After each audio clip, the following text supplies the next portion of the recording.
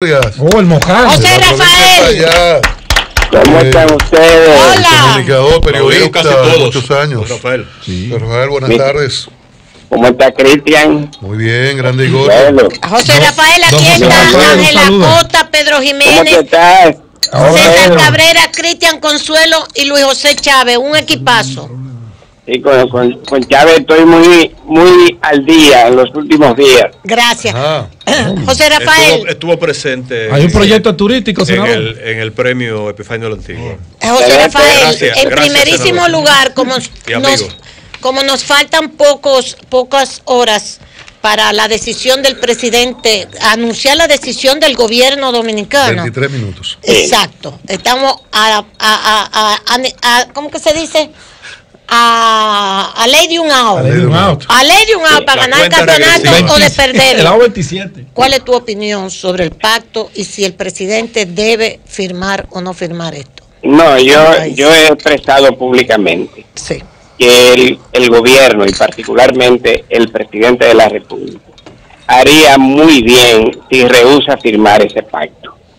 En primer lugar, hay un derecho de soberanía que lo consagra la Constitución de la República. Yo quiero hacer una reflexión sobre una cuestión que a mí me preocupa mucho, que está en debate actualmente en la sociedad dominicana. Aquí se está manipulando el concepto del progresismo y hay quienes quieren dividir a los sectores sociales en función de progresistas o avanzados y atrasados o xenófobos. Conservadores. Y yo quiero decir que ese es un concepto errado. Esa es la misma discusión de el derecho a la vida o garantizar las causales o los proabortistas. También ese es otro debate interesante. Sí. Mi punto de vista, yo soy duartista y yo creo en el derecho de soberanía. Y aquí hay quienes están propiciando, desde Naciones Unidas incluso, que se desarrolle un régimen de libertad migratoria. Es decir, usted puede ingresar a cualquier país y adquiere derecho y hay que regularizarlo y hay que legalizarlo. Y bueno, ya estamos viendo lo que está pasando con la migración haitiana, la migración irregular haitiana a la Así República Dominicana. Eso no es permitido. Aquí hay una especie y una cultura del laissez-faire, del laissez-passer, que se está desarrollando con mucha fuerza. Es decir, un dejar pasar, un dejar hacer. Amén. Ya no solo por la frontera, por donde quiera. Y aquí hay empresas y constructoras y productores que tienen haitianos por donde quiera ilegales. Sí. Ya ni siquiera a nadie le preocupa el régimen de regulación en el cual el gobierno hizo una inversión de más de 3,000 millones de pesos. Así es. Sino que aquí hay que atenderlo en los hospitales y hay hospitales que atienden más haitianos y atienden mejor a esos haitianos que a los propios dominicanos. Y es más, a los dominicanos, si no tienen el carnet del SENASA, subsidiado o contributivo, no lo atienden o lo atienden en otras condiciones. Aquellos están obligados, porque también hay chantaje de los organismos internacionales. Y yo pienso que no, que ya esto hay que controlarlo, esto hay que pararlo. Es decir, la República Dominicana tiene un derecho soberano a establecer un régimen migratorio y tiene una ley especial que consagró eso, pero además está en la Constitución. De manera que lo mejor que puede hacer el Estado Dominicano es no entrar a ese escenario de las Naciones Unidas, del pacto migratorio, y sencillamente seguir el régimen que la Constitución consagra. Senador, ¿es normal o se puede aceptar como normal que un tema de esa dimensión, con un impacto tan importante en el momento social de la República Dominicana, se maneje de una manera, diría uno, tan secreta como para que sea a última hora que se venga a saber que el Estado lo va a firmar o no lo va a firmar? Es decir, ¿se puede considerar normal que eso pase sin que intervenga el Senado y sin que la opinión pública participe en ese debate?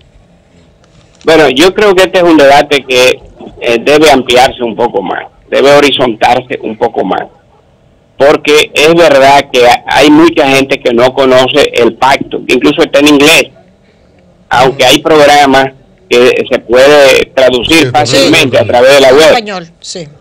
Pero yo quiero decir lo siguiente: el problema es que la República Dominicana, con el problema fronterizo que nosotros tenemos, Eso ha pasado en Yugoslavia, eso pasa en México, eso ha pasado en muchísimos países. Nosotros debemos tener cuidado en el futuro de adentrarnos a esos escenarios que presentan las Naciones Unidas, donde se desarrolla una cultura y una política cuyo trazado es romper las fronteras. Sí.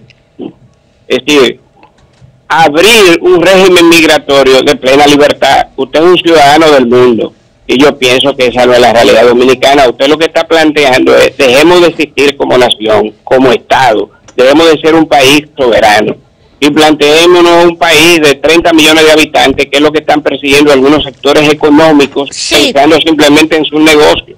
Sí. Entonces, y que son los mayores responsables de toda esta inmigración ilegal. Por eso a mí me parece de mucha valentía la posición asumida por el Instituto Duartiano. Bien. Es decir, este país debe defender su derecho a establecer quiénes pueden estar en República Dominicana, y pueden venir los puertorriqueños, los venezolanos, los peruanos, los españoles, los norteamericanos, los haitianos, todos, pero regulados bajo un régimen legal. Muy bien. Bien, perfecto. Pues muchísimas gracias. Gracias, senador. Senador, muchas gracias. Muy amable de su... Después tenemos que hablar de política, de otra política. No, y de la reforma de la ley de seguridad social. Ese es un tema importante. Sí. Cuando quieran me llaman o yo voy para hablar de ese tema. Ay, sí, ven, José Rafael, para acá. Sí, en cualquier momento yo voy para allá. Puede ser antes de marzo, ¿eh? Ok. Y después vamos a hablar de Leonel Fernández, porque hasta Chávez quiere conquistar. Ustedes están ocupados con el acto del domingo, senador. Para allá va todo el mundo, tú estás invitado también. Gracias, me honra. José Rafael Vargas, senador de España, gracias. Él va como observador. Bueno, al menos 59 personas murieron el pasado 13 de noviembre en la zona de Les Salines, en la capital haitiana, según denunció en un informe al que tuvo acceso hoy la agencia EFE, la Red Nacional para la Defensa de los Derechos Humanos de Haití, que lo calificó como una masacre de Estado. Oye. La organización que identificó a 45 de los fallecidos atribuyó lo ocurrido a bandas armadas que operan con el supuesto apoyo de miembros de la policía de este país, que atraviesa por una situación de inseguridad muy grave, con la muerte en el último mes de policías y civiles. Entre las víctimas hay 16 mujeres, 6 menores de edad, según el informe que precisó que al menos 7 mujeres fueron violadas y que 150 casas fueron escenarios de actos vandálicos, además de que algunas de ellas fueron quemadas. Informe de una red sobre defensa de derechos humanos de Haití. ¿Sí? Dice, precisamente sobre esto, dice Le Noveliste hoy, el periódico haitiano. Perdón, ya. Le Noveliste, que la Iglesia Católica ha pintado un panorama, dice primera del periódico Le Noveliste. La Iglesia Católica ha pintado un panorama sombrío del país y está haciendo un llamado al diálogo, dice la Iglesia Católica haitiana. Y justamente debajo de esa información de la Iglesia Católica haitiana, dice, hay una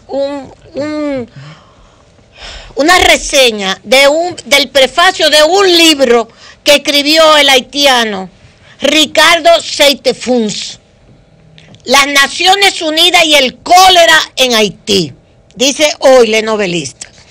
La traducción de esto la hicimos y dice, nada más esta parte para que ustedes vean lo que tú estás diciendo, Cristian, sobre Haití. El colapso del Estado haitiano tras el secuestro y el golpe de Estado del 29 de febrero del 2004, cuando se llevaron a Aristide, llevó a las Naciones Unidas a crear la MINUSTAH. La experiencia de la MINUSTAH es desastrosa para el país más pobre de las Américas, cuya entrada en el concierto de las naciones todavía es un caso de forceps, que Haití entre al concierto de las naciones. Además del hecho de que la estabilización es en última instancia una farsa, ha regado el suelo de Haití, las Naciones Unidas y la MINUSTAH, de una enfermedad degradante causada por la bacteria del cólera.